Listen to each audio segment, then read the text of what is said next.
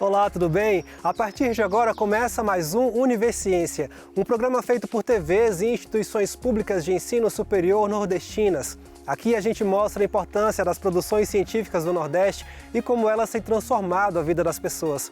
Vamos ver agora quais pesquisas iremos conhecer no programa de hoje. Pesquisadores da Universidade Federal do Rio Grande do Norte realizaram um levantamento de dados para auxiliar na criação de um turismo sustentável no arquipélago da Ilha de Noronha. Cientistas da Universidade Federal do Maranhão, em São Luís, estudam de que forma os blocos tradicionais de carnaval auxiliam na economia criativa e no fortalecimento da cultura. Veja também, pesquisadores da Universidade Estadual do Sudoeste da Bahia, campus de Itapetinga, buscam compreender as características morfológicas de cabras retiradas da ilha de Abrolhos, no extremo sul da Bahia. E ainda, em comemoração aos 5 anos do Universiciência, nós vamos revisitar uma pesquisa da Universidade Federal do Ceará que utiliza o laser para ajudar pacientes com câncer de boca. Tudo isso e muito mais você confere agora no Universiciência.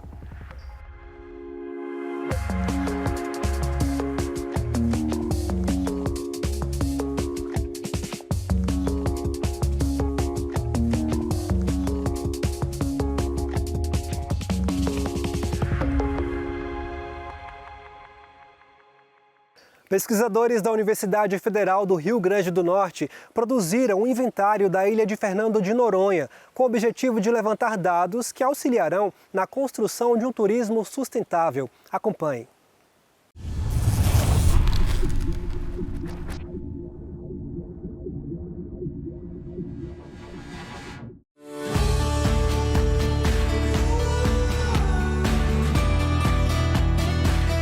Fernando de Noronha é um dos destinos mais cobiçados do Brasil, conhecido por suas praias paradisíacas, natureza preservada e fauna marinha diversificada. Localizado a cerca de 350 quilômetros do litoral nordestino, o arquipélago é patrimônio mundial da Unesco e um dos maiores pontos de turismo ecológico do país. Com uma população que depende majoritariamente do turismo, a ilha enfrenta o desafio de equilibrar o desenvolvimento econômico com a preservação ambiental.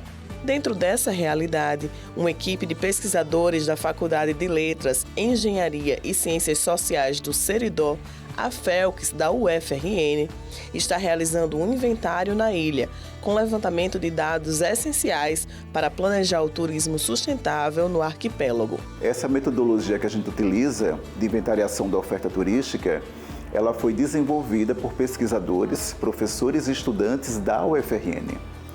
Então a gente já fez a testagem em mais de 20 municípios e a partir desse reconhecimento, que foi além do território potiguar, é que a gente foi convidado para fazer o inventário da ilha. O projeto, conduzido pelo Laboratório de Pesquisas e Estudos Turísticos da FELCS, é composto por discentes e docentes do curso de turismo e tem parceria com o governo do estado de Pernambuco e com outros órgãos, como o Serviço Nacional de Aprendizagem Comercial, o SENAC. Os pesquisadores realizaram um levantamento em campo da oferta turística de Noronha, mas o trabalho começa bem antes da pesquisa em loco. Esse levantamento, nós começamos bem antes de setembro, do período de 2 de setembro até o dia 14 de setembro, fazendo o levantamento mesmo por meio da internet, mapas do município, fazendo esse mapeamento anterior dos atrativos, dos meios de hospedagem, dos restaurantes, até a gente chegar no período do campo mesmo, onde a gente passou todos esses dias. Foram mais de 10 dias que os estudantes, os professores e estudantes estiveram em campo, batendo na porta mesmo dos empreendimentos, pousadas, equipamentos de alimentos e bebidas, agências de viagens, agências de passeios, pegando todas essas informações, por exemplo, quantas pessoas trabalham com o turismo em Fernando de Noronha, quantos leitos existem para receber essa demanda que é grandiosa para a ilha. A ação é mais uma de uma série de inventariações já realizadas pelo LAPET, que já desenvolveu projetos no Seridó Potiguar e também na região litorânea do Rio Grande do Norte. Depois que a gente inventariou a oferta turística de praticamente todo o território do Seridó, incluindo os 6 municípios do Geoparque, fomos fazer também Tibau do Sul no ano passado, e aí Tibau do Sul foi o grande piloto para a gente, porque tem uma outra dinâmica de turismo, em termos de infraestrutura, de oferta, equipamentos, trabalhadores de turismo. Aquilo nos deu know-how para poder fazer outros territórios. E recebemos o convite este ano do SENAC. O SENAC tem um programa chamado Del Turismo. Então o SENAC, repassando a metodologia para Pernambuco, quando chegou em Fernando de Noronha, eles sentiram a necessidade também de levantar a oferta turística da ilha, porque o último inventário de Fernando de Noronha foi realizado em 1998. Então os dados já estavam bem defasados.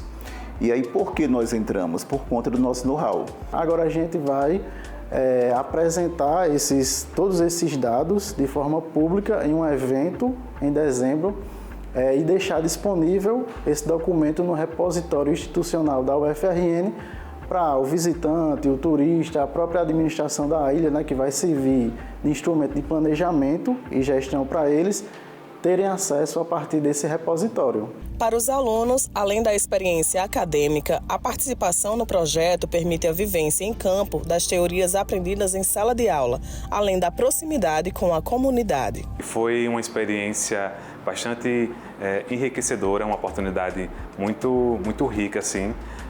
Nós sairmos aqui da região do Seridó, né, e irmos para esse destino tão consolidado aqui no Brasil, fazer esse trabalho tão importante para a administração da ilha. É uma experiência valiosa, até porque você tem essa troca em campo com empresários, com a comunidade local, fora que você trabalha com profissionais ali da área mesmo, então acaba que todo mundo ganhando.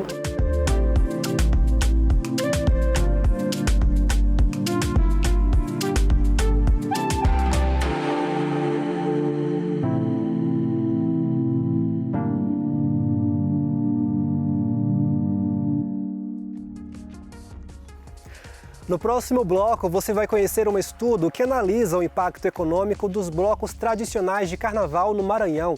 O intervalo é rápido, a gente volta já já.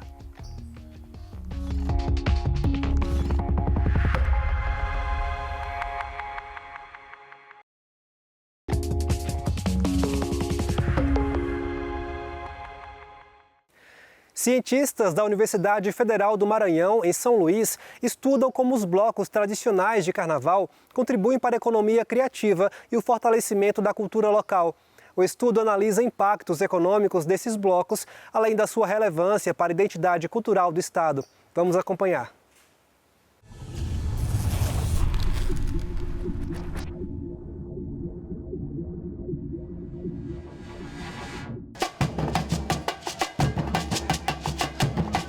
O batuque é inconfundível.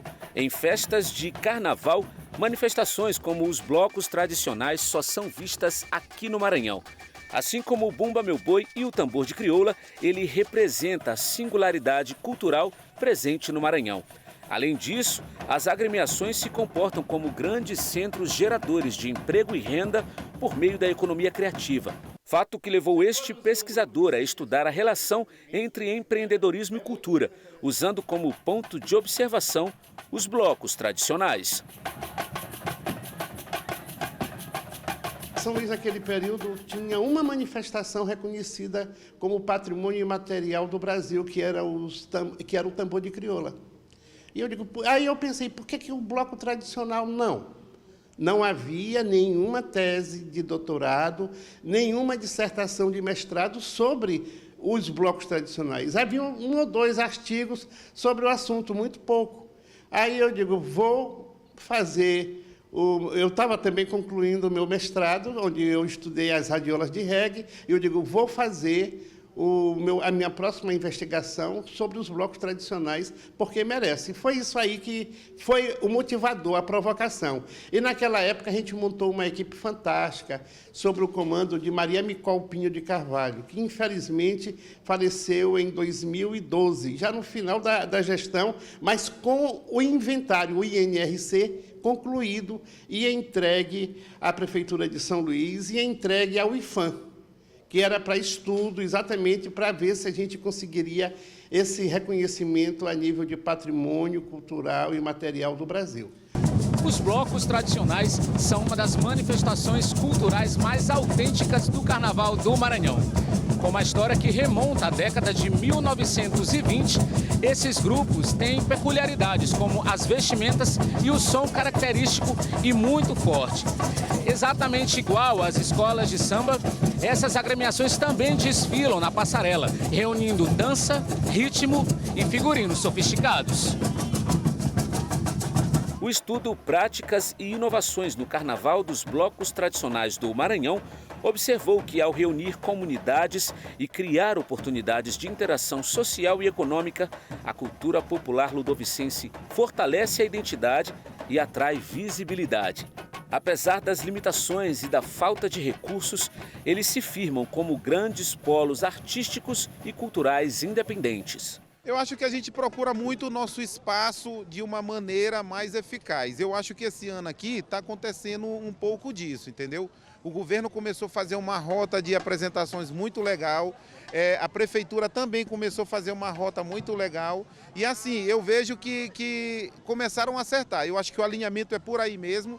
E assim, muito legal porque foi na base do diálogo, entendeu? Um pouquinho de cada lugar tem que ter bloco tradicional, que é isso que a gente busca levar o nosso segmento para tanto quem é de fora como quem é ludovicense. Segundo o estudo, os blocos tradicionais representam um fenômeno sociocultural que dá pistas de como se comportava a sociedade nos primeiros anos do século passado. Eles surgiram na elite ludovicense e depois se expandiu para os bairros periféricos, se transformando em um elemento de identidade local. Se ela nasceu entre as famílias abastadas que se visitavam, hoje ela está nas famílias da periferia, nas famílias de classe média, e que mantêm uma tradição. Os blocos tradicionais, por ter um ritmo, uma cadência ímpar, ela só tem na ilha de São Luís, na região metropolitana da capital maranhense. Não existe em nenhum outro lugar essa batida com os tambores grandes, com os contratempos, as retintas, da forma como acontece. Talvez o fato mais comum que exista com o que há de mais lúdico no Carnaval seja as fantasias que elas ficaram cada vez mais caras, cada vez mais esmeradas, e isso deu a essa manifestação um poder de rivalidade muito grande entre os grupos. A tradição vai encontrando espaço nas gerações mais novas. E ao se reconhecer como parte daquelas manifestações, os jovens ajudam a preservar os traços que constroem a identidade cultural do Maranhão. Eu acredito que é a bandeira da democratização cultural. Para todos nós que trabalhamos, que vivemos de arte ou que conduzimos algum estudo, algum trabalho nesse meio artístico, é o que dá gosto para manter viva essa tradição. A sustentabilidade cultural dos blocos tradicionais maranhenses depende de um equilíbrio entre preservação e inovação. É mantendo a originalidade, mas apostando nas transformações que essas agremiações podem se expandir ainda mais sem perder a sua essência.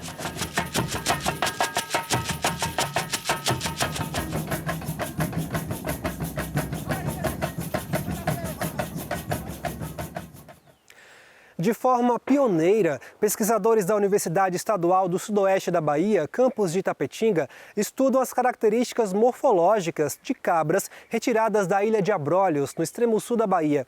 A pesquisa busca entender os mecanismos de adaptação dessas cabras à escassez hídrica, com o objetivo de aplicar esse conhecimento em estudos de melhoramento genético para outras raças de caprinos. Acompanhe na reportagem a seguir.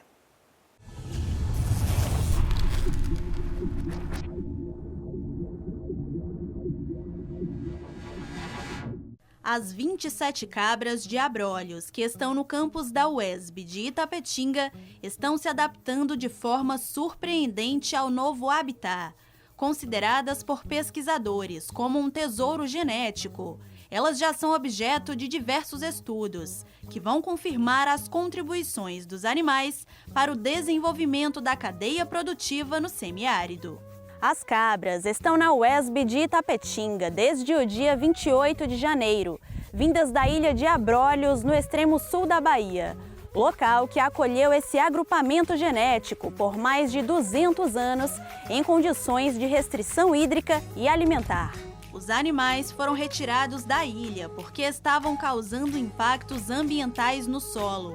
A UESB participou da missão junto com outras instituições e órgãos ambientais. A gente pode colher dele dados ancestrais, dados que possam trazer alguma relevância para futuras produções, além do desafio que é estudar um material que durante 200, 300 anos era considerado feral, vivia solto, livre, sem nenhum controle.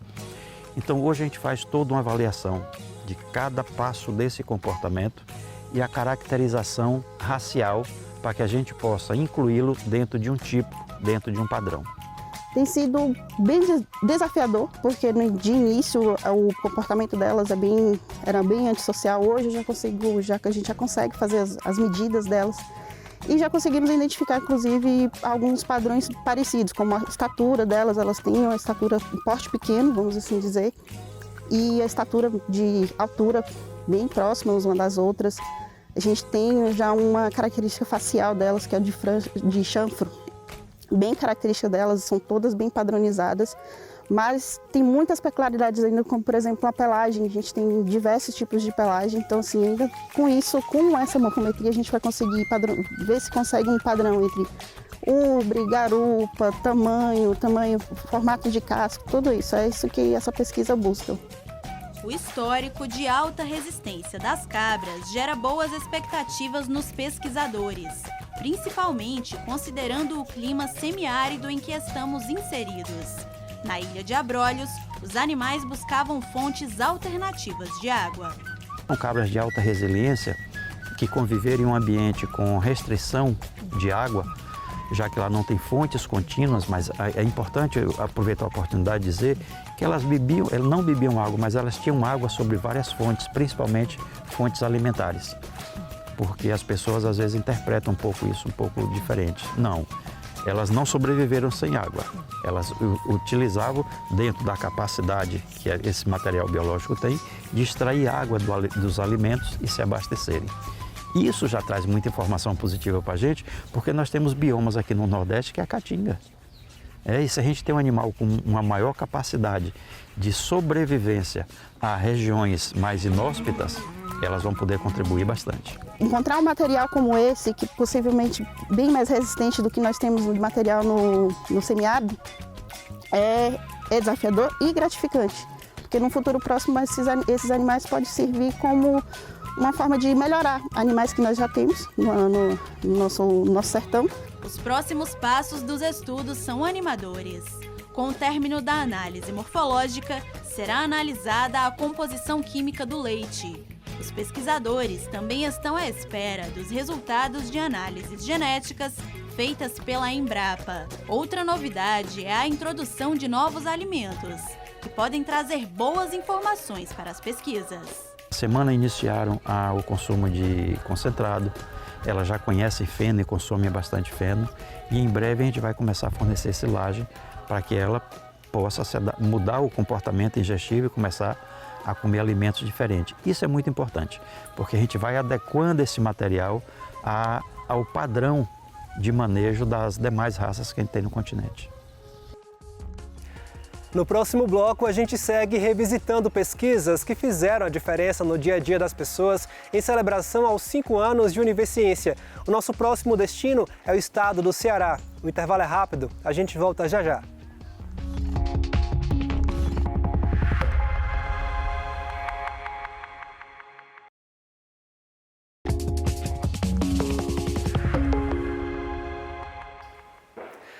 O Univerciência continua celebrando seus 5 anos de popularização da ciência. Durante essa temporada, estamos revisitando algumas pesquisas já apresentadas em nosso programa. Hoje nós vamos mostrar que pesquisadores da Universidade Federal do Ceará estão utilizando o laser para ajudar pacientes diagnosticados com câncer de boca que estão passando por quimioterapia. A descoberta é que protocolos com laser vermelho e infravermelho ajudam a preservar as papilas gustativas durante a fase mais agressiva do tratamento. Acompanhe.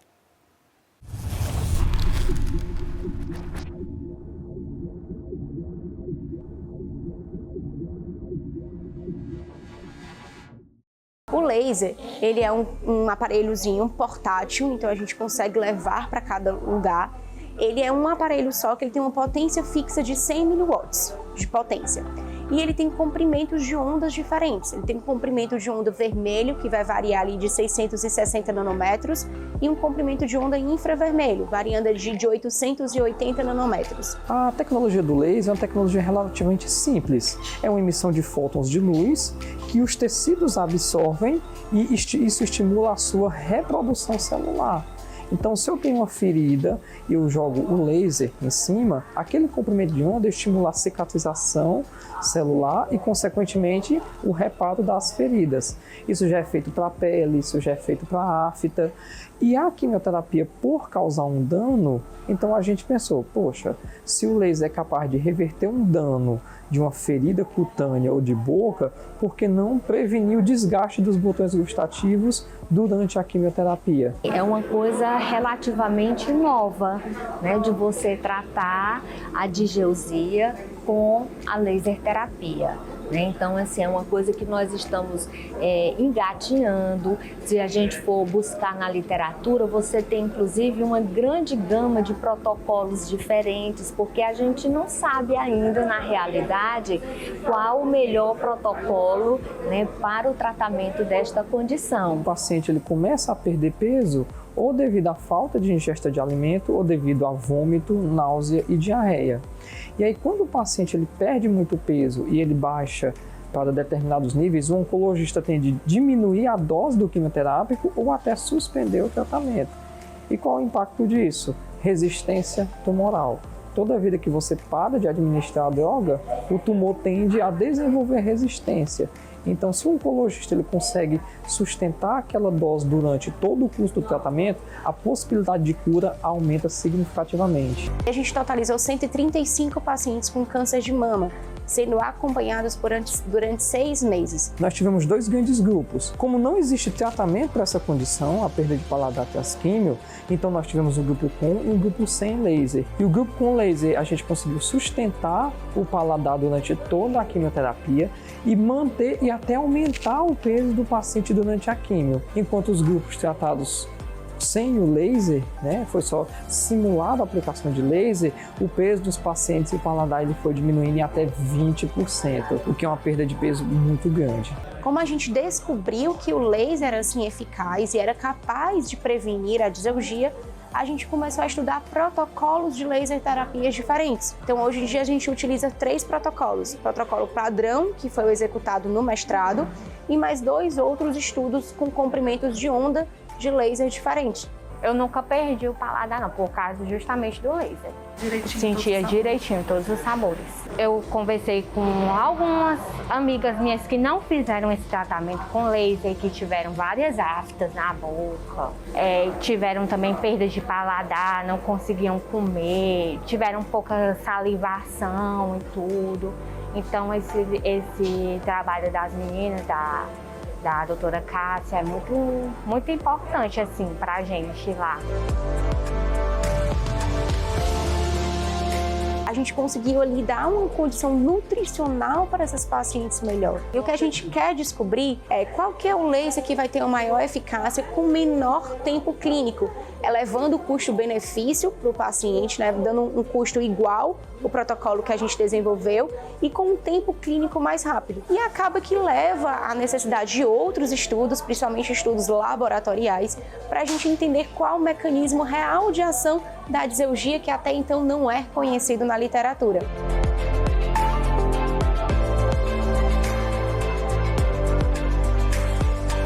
Na época, a gente ainda estava determinando um protocolo que a pesquisa possibilitou que a gente estabelecesse um protocolo de tratamento para a digeusia.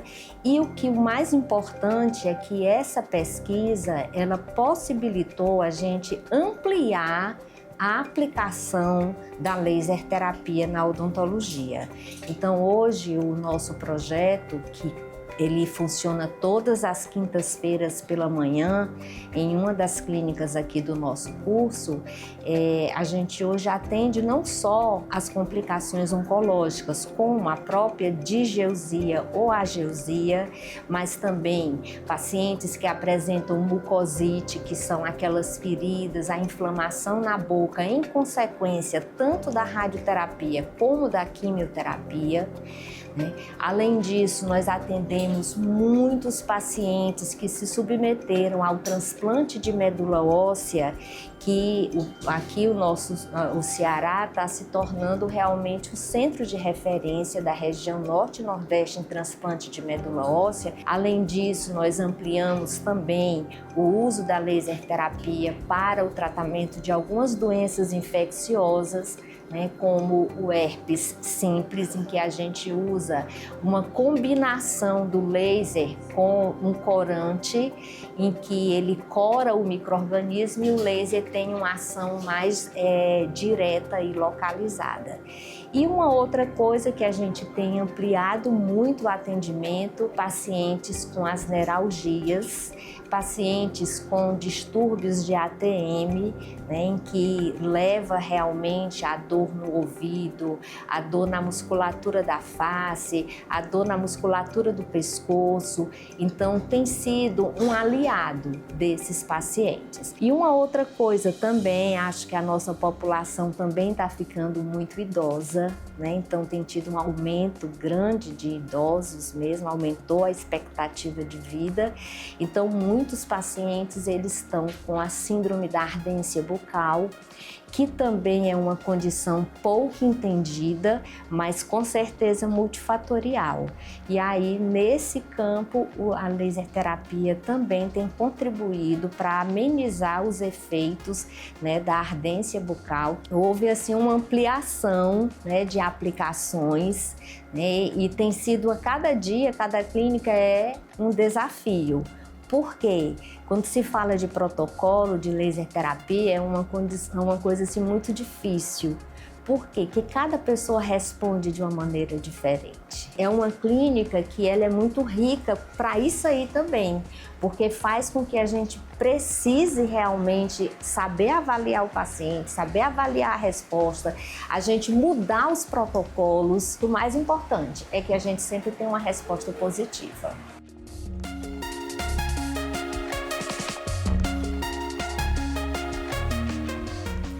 O Universiência de hoje fica por aqui. No próximo programa, traremos mais pesquisas inovadoras para a gente conhecer o que tem sido produzido nas instituições públicas de ensino superior nordestinas. Caso tenha alguma dúvida ou sugestão, envie um e-mail para universiencia@uesb.edu.br que a gente te responde em um próximo programa.